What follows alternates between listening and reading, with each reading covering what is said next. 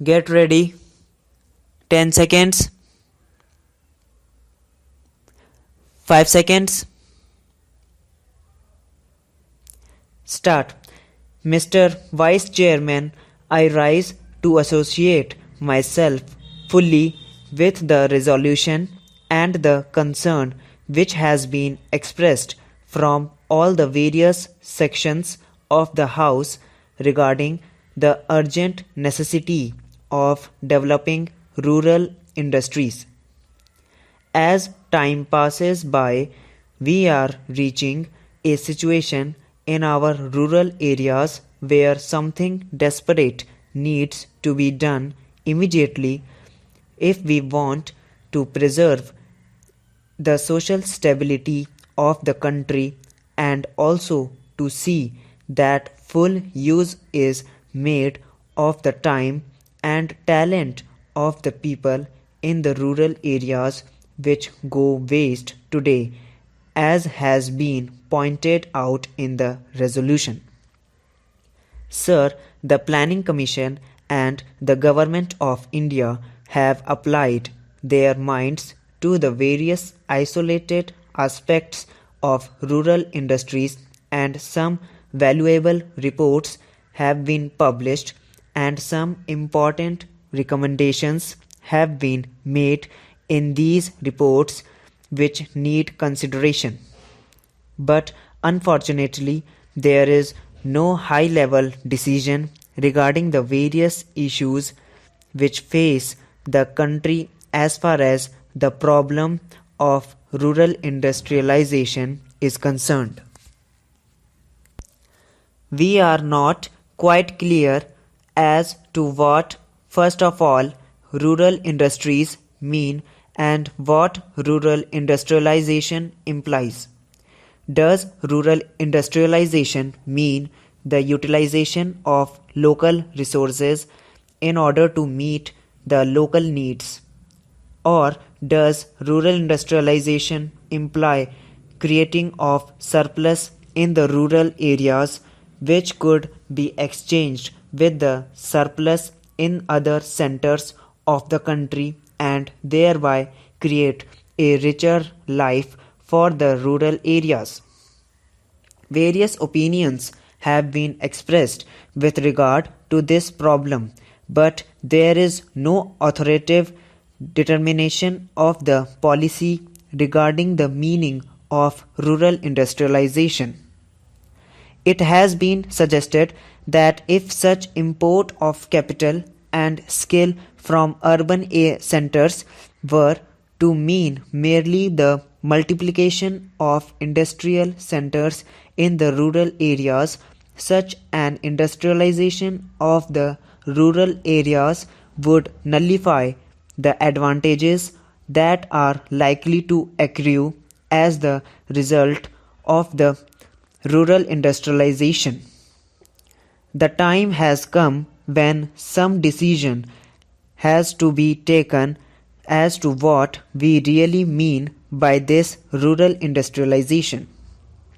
There is also difference of opinion regarding the authority that should undertake the responsibility for this rural industrialization. From the literature that has been published in this connection, it is quite obvious that two distinct and powerful schools have developed regarding this issue. On the one hand, there are people who believe that the task of rural industrialization should be entrusted to the village panchayats, since they represent the village people and they have the resource and the powers to raise the necessary resources from the rural areas.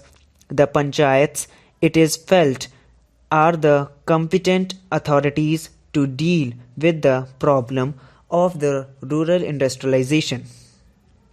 Equally strongly, it has been argued by others that cooperatives are the right answer to the question as to which should be the authority that should deal with rural industrialization. I may also mention that there is a third school which believes that the import of private capital and private skill into the work of rural industrial development is the real answer to the problem which we face in the matter of rural industrialization.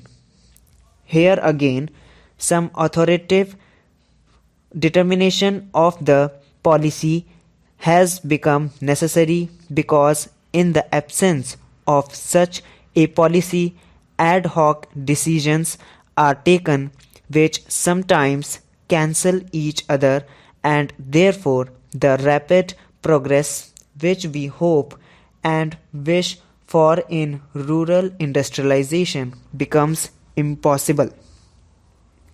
Then again, there is the further question of protection that may be necessary for rural industries in view of the lack of the internal economy from which rural industries would suffer.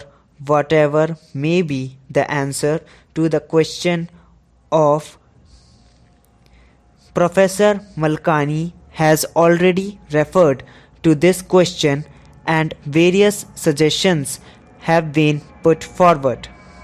But all these suggestions require some detailed consideration as there are a large number of difficulties in implementing any one of these suggestions. Demarcation of markets and the imposition of taxes in order to see that goods from the urban centers do not reach the rural centers in unfairly competitive conditions are some of the suggestions that have been made. One great advantage of a vast country is the large number of markets that are available for the goods that are produced in the country. However, if these markets are artificially restricted and goods are not allowed to move from one center to another, I am afraid more problems would be raised than solved if this protection is sought to be given in this manner. Yet, protection has to be given to the rural industries if these rural industries are to develop. Therefore, serious and competent thinking is necessary in this connection, and again, time is running fast. Therefore, it is desirable that we should have some authority which could examine the various issues involved and determine the policy with regard to this matter also.